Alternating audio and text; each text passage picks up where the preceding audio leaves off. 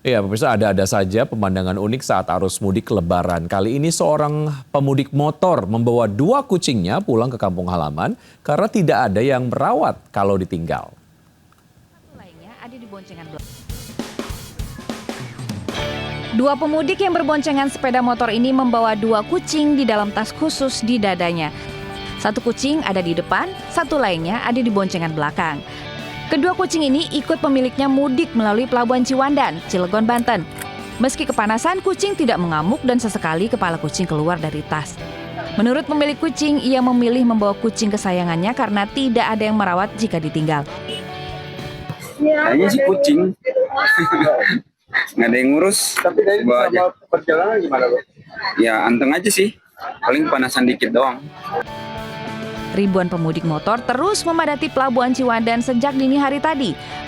Meski sudah dilarang, beberapa pemudik nekat membawa anak-anak dan balita di tengah boncengan lantaran mudik motor dinilai lebih hemat. Hingga 4 hari sebelum Lebaran, sekitar 10.000 sepeda motor telah menyeberang ke Pulau Sumatera. Dari Cilegon, Banten, Iskandar Nasution, iNews melaporkan.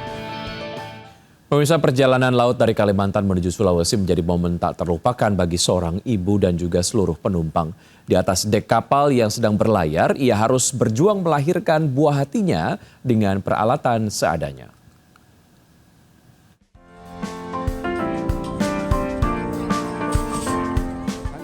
Ketegangan sempat menyelimuti KM Pantokrator sesaat sebelum memasuki perairan Kota Parepare, Sulawesi Selatan.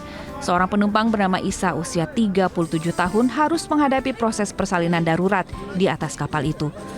Meski berada di tengah hempasan ombak laut dan terbatasnya fasilitas, persalinan tetap berjalan dengan baik berkat kesigapan bidan serta perawat yang bertugas. Usai perjuangan panjang, akhirnya seorang bayi laki-laki lahir dengan kondisi sehat. Tidak hanya ibu dan juga tim medis, tetapi seluruh awak kapal dan penumpang menyambut gembira kehadiran bayi mungil itu. Sesaat setelah kapal bersandar di Pelabuhan Nusantara, petugas kemudian langsung bergerak cepat ke atas dek. Dengan pengawalan ketat, ibu dan bayi dievakuasi untuk segera mendapatkan perawatan lebih lanjut. Kini ibu dan bayi laki-lakinya telah berada di Rumah Sakit Andi Makassau, Kota Parepare. Perjalanan mudik dari Nunukan berakhir dengan sukacita bagi seluruh penumpang kapal. Dari Parepare, Sulawesi Selatan, Erwin Eka, iNews melaporkan. Ya, pemirsa, selain baju, perhiasan juga menjadi hal yang diburu warga saat perayaan Lebaran nanti. Tingginya harga emas saat ini disiasati emak-emak dengan berburu dan menggunakan perhiasan emas imitasi atau palsu. Salah satunya di Purwakarta, Jawa Barat, di mana sejumlah toko emas imitasi dipadati oleh pembeli yang didominasi oleh emak-emak.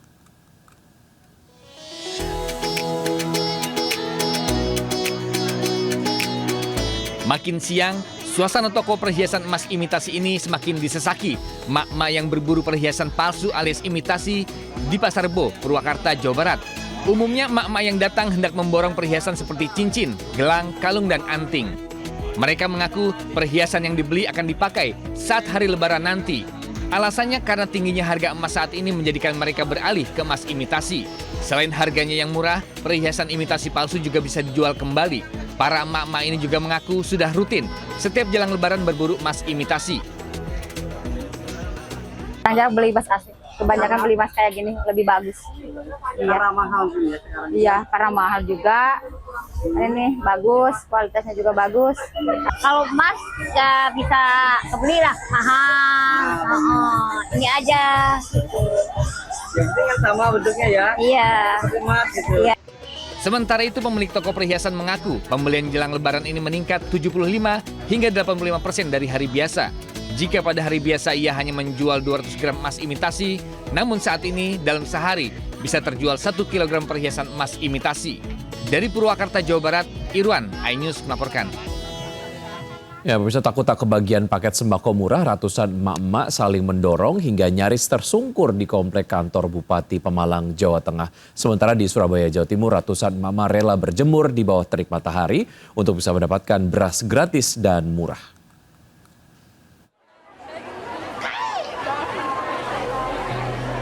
Ratusan mama berdesakan hingga saling dorong saat menukarkan kupon paket sembako pasar murah di depan kantor Bupati Pemalang.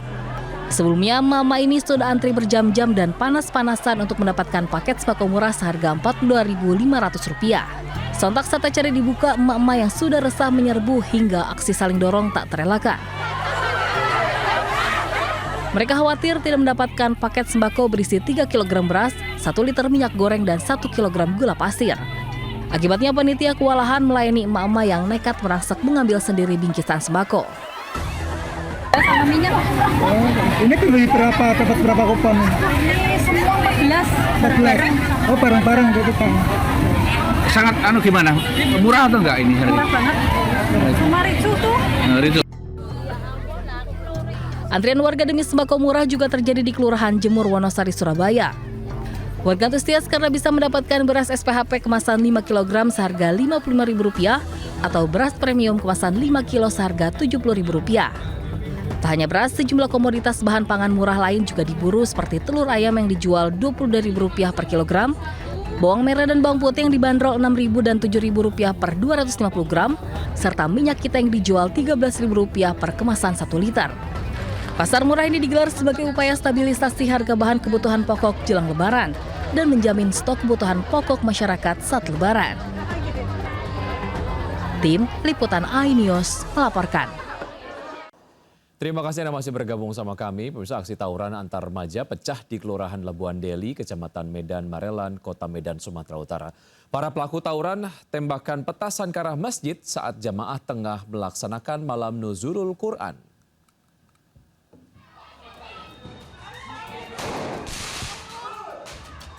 Jemaah Masjid Jafar Warohmah yang berada di Kelurahan Labuhan Deli, Kecamatan Medan Marelan, Kota Medan dikejutkan dengan serangan petasan oleh kelompok remaja yang tawuran.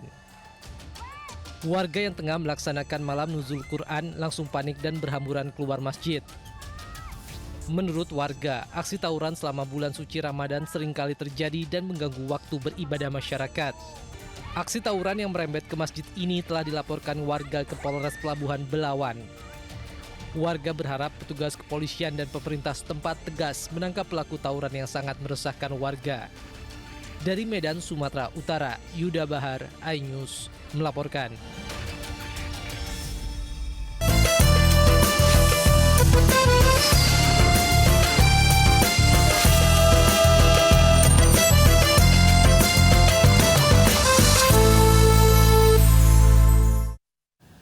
Pemirsa, puncak arus mudik mulai terasa di ruas tol MBZ dan tol Jakarta Cikampek. Pagi tadi ribuan kendaraan membadati arus tersebut hingga memicu kemacetan sepanjang hampir 15 km. Kepadatan tol MBZ sudah terjadi sejak tadi malam dan terus berlanjut hingga pagi tadi. Kendaraan pemudik yang menuju kota-kota di Pulau Jawa ini bergerak perlahan akibat padatnya volume lalu lintas.